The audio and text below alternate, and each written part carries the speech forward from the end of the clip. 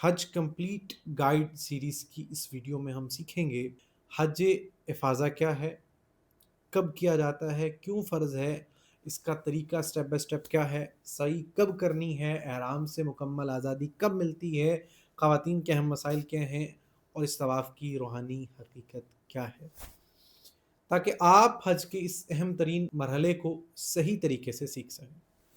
السلام علیکم ورحمۃ اللہ وبرکاتہ۔ کئی دنوں کی عبادت، آنسوں، دعائیں، قربانیاں، عرفات کی توبہ، مصطلفہ کی خاموش رات، منا کے امتحانات کے بعد انسان دوبارہ خانہ کعبہ کے سامنے کھڑا، لیکن اب پہلے والا انسان نہیں ہے۔ اب اس کے بال زمین پر گر چکے ہیں، اس کا غرور ٹوٹ چکا ہے، اس کا دل پہلے سے کہیں زیادہ نرم ہو چکا ہے۔ پھر وہ دوبارہ اللہ جل شانہ کے گھر کے گرد چلنا شروع کرتا ہے، اور شاید پہلی بار اسے محسوس ہوتا ہے کہ وہ صرف کعبہ کے گرد نہیں چل رہا بلکہ اللہ کی رحمت کے گرد گھوم رہا ہے۔ یہ ہے طواف افاضہ، حج کا وہ عظیم طواف جس کے بغیر حج مکمل ہی نہیں ہو سکتا۔ 10 ذی الحجہ رمی، قربانی اور حلق یا قصر کے بعد لوگ دوبارہ مسجد حرام کی طرف روانہ ہوتے ہیں، کیونکہ طواف افاضہ ادا کرنا ہوتا ہے۔ یہ عام نفل طواف نہیں ہے، یہ حج کا فرض طواف ہے۔ اگر یہ طواف نہ کیا جائے تو حج مکمل نہیں ہوتا۔ اللہ جل شانہ قرآن کریم کی سورہ حج کی آیت نمبر 29 میں فرماتے ہیں کہ وہ اللہ کے قدیم گھر کا طواف کریں۔ علماء فرماتے ہیں کہ اس آیت میں حج کے اہم طواف کی طرف اشارہ ہے۔ یہاں ایک امپورٹنٹ بگنر پوائنٹ سمجھنا ضروری ہے۔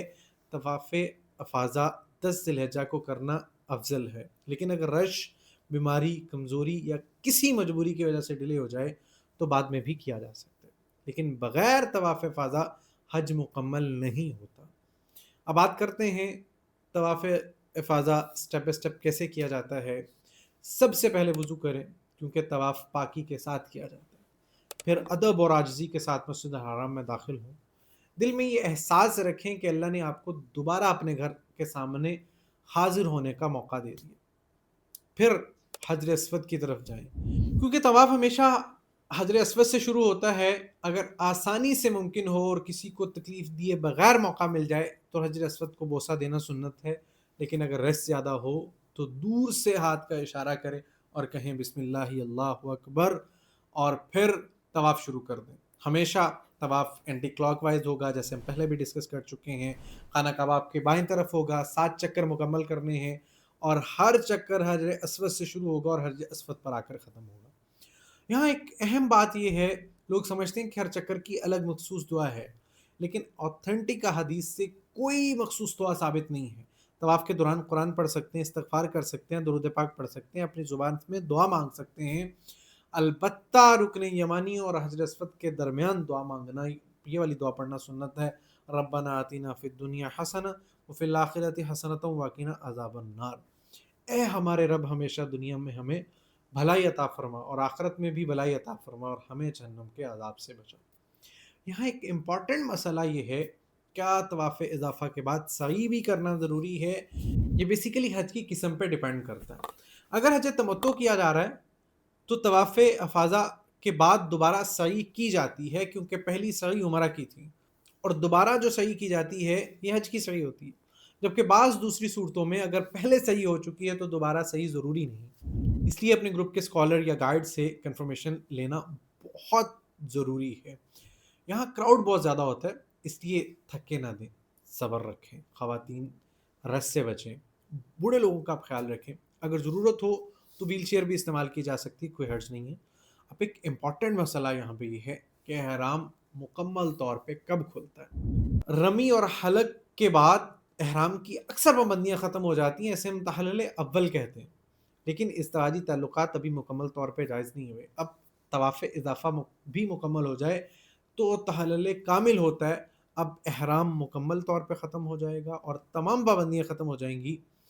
یہ پوائنٹ نئے لوگوں کے لیے بہت امپورٹنٹ ہے۔ خواتین کے لیے ایک امپورٹنٹ مسئلہ یہ ہے، اگر کسی خاتون کا ان دنوں میں مینسٹریشن سائیکل سٹارٹ ہو جائے، حیض آ جائے، تو وہ پاک ہونے تک طواف ڈیلے کرے گی، کیونکہ طواف پاکی کے ساتھ کیا جاتا ہے۔ اس لیے خواتین کو اپنے سفر اور ڈیٹس کے حوالے سے پہلے پلاننگ اور اپنے اسکالر سے جو ہے نا اس معاملے میں گائیڈنس لینی چاہیے. لیکن شاید طواف افاضہ کی سب سے خوبصورت حقیقت کچھ اور ہے. یہ طواف کمپلیشن کی علامت ہے، کیونکہ انسان اعلان کرتا ہے یا اللہ میں تیرے حکم پر چلنے کی کوشش کرتا رہا، اب میں تیری رحمت کا امیدوار ہوں. کئی لوگ کہتے ہیں کہ حج کے آخر میں کعبہ کے گرد چلتے ہوئے ایسا محسوس ہوتا ہے جیسے انسان دوبارہ پیدا ہو گیا، جیسے اس کے گناہوں کا بوجھ ہلکا ہو گیا. اور شاید یہی حج کا سب سے بڑا مقصد ہے، انسان کو بدلنا. اگلی ویڈیو میں ہم بات کریں گے ایام تشریق اور باقی جمرات رمی 11 اور 12 ذوالحجہ کو کیا کیا جاتا ہے، تینوں جمرات میں کیا فرق ہے، کنکریاں کس ترتیب سے ماری جاتی ہیں اور کب بنا چھوڑا جاتا ہے. اگر آپ اس مکمل حج گائیڈ سیریز کا حصہ بننا چاہتے ہیں اور حج کے ہر منسک اور ہر دعا کو اور ہر ضروری عمل کو آسان انداز میں سٹیپ بائی سٹیپ سیکھنا چاہتے ہیں، اب اس چینل کو سبسکرائب کریں، بیل آئیکن کو پریس کریں، اپنے پیاروں کے ساتھ شیئر کریں، ہمیں اپنی دعاؤں میں خصوصی طور پہ یاد رکھیں. جزا اللہ عنا سیدنا محمد ما هو اہلہ.